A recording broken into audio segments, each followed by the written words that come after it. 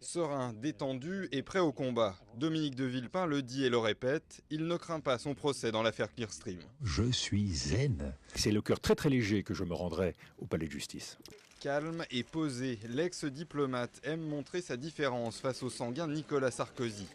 Été 2005, tout sourit à l'Athletic et fraîchement nommé Premier ministre. Il peut même se permettre de faire patienter un Nicolas Sarkozy passablement énervé. Les deux hommes sont alors rivaux dans la course vers l'Elysée, toujours occupé par Jacques Chirac, le mentor de Dominique de Villepin. Puis à 27 ans, j'ai fait une rencontre. Jacques Chirac. J'ai été conquis par l'humanité de Jacques Chirac. Et je lui ai voué ma fidélité. Une fidélité récompensée.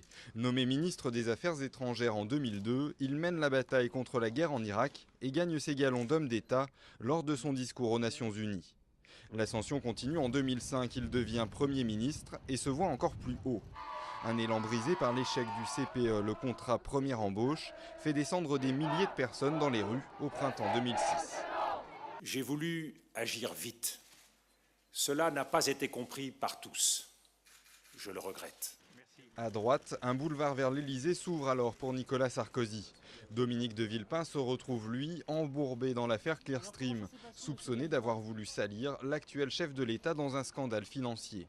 Pour ses derniers fidèles, guère nombreux à l'UMP, ce procès est une première étape vers la reconquête. Mon souhait, c'est qu'il puisse faire éclater la vérité, et puis qu'une fois cette affaire terminée, ils reprennent ou ils prennent, vous prenez le mot qui vous convient, toute sa place effectivement dans la vie politique. Une place revendiquée comme premier rival à droite de Nicolas Sarkozy. Il pourrait être légitime pour occuper en 2012 un créneau dans le champ politique qui est le centre droit et une candidature à la gauche de celle du président actuel. Un éventuel retour qui ne pourra s'envisager que si Dominique de Villepin sort indemne du procès Clearstream. Pour ce fervent admirateur de Napoléon, il va falloir montrer autant de sens tactique que son illustre modèle.